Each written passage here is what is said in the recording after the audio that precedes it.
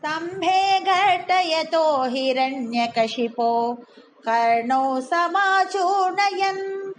नागूर्णजगदण्डकुण्डकुहरो घोरस्तवाभूद्रवः श्रुत्वायं किल दैत्यराजहृदये पूर्वं कदाप्यश्रुतं कम्पः कश्चन सम्पपात चलितोऽप्यम्भोजभूर्विष्टरात् दैत्ये दिक्षु विसृष्टचक्षुषी महासम्भ्रमिणे स्तम्भतः सम्भूतं न मृगात्मकं न मनुजाकारं वपुस्ते विभो किं किं भीषणमेतदद्भुतमिति व्युद्भ्रान्तचित्ते सुरे विस्फूर्जद्धवलोग्ररोम विकसद्वश्मासमाजृम्भताः तप्तस्वर्णसवर्णगुणजतिरूक्षाक्षं सटाकेसरां प्रोत्कम्पप्रनिकुम्भिताम्बरमहो जीयात्तवेदं वपुः व्यात्तव्यात्तमहादरि सकमुखं खड्गोग्रवल्गन्मः जिह्वानिर्गमदृश्यमानसुमः दंश्रायुगोड्डामरम् उत्सर्पद्वरिभङ्गभीषणहनु ह्रस्वस्तवीयस्तर ग्रीवं पीवरदोषतोद्गतनख क्रूरांशुदूरोर्भणं व्योमोल्लङ्घिकनाघनोपम घनप्रध्वाननिर्धाविता स्पर्धालो प्रकरं नमामि भवतः तन्नारसिंहं वपुः नूनं विष्णुरयं निहन्युमिति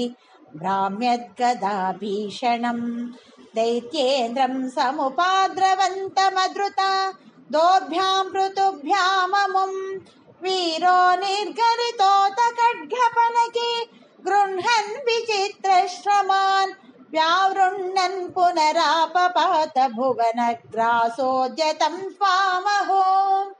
भ्राम्यन्तं दितिजाथदं पुनरपि प्रोद्गृह्य दोर्भ्यां च द्वारे तोरुयुगे निपात्य नखरान् व्युत्थाय वक्षो भुवि निर्भिन्दन्नदिगर्भनिर्भर गरद्रक्ताम्बुबद्धोत्सवं पायं पायमुदैरयो बहु जगः संहारि सिंहारवान् त्यक्त्यात्मं हतमाशु रक्तलहरी सीतोन्नमद्वश्मणीं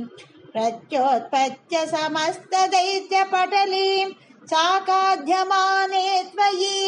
भ्राम्यद्भूमिविकम्पिताम्बुधिकुलं व्यालोलशैलोत्करं प्रोत्सर्पत्कचरं चराचरमहो दुस्सामवस्थां तदो तावन्मांसवपाकरालवपुषं घोरान्त्रमालाधरं वामध्ये सबमिद्धरोषमुषितं दुर्वारगुर्वारवम् अभ्येतुं न शशाक कोऽपि भुवने दूरे स्थिता भीरव सर्वे शर्वविरिञ्च वासवमुखाः प्रत्येकमस्तोषता भूयोऽप्यक्षतरोषधाम्नि भवति ब्रह्माग्नया बालके प्रह्लादे पदयो नमद्यपभये कारुण्यभाराकुलः शान्तस्त्वं करमस्य मूर्तिसमुदाः स्तोत्रैरतोद्गायतः तस्या कामधियोऽपि तेनितवरं लोकाय चानुग्रहम्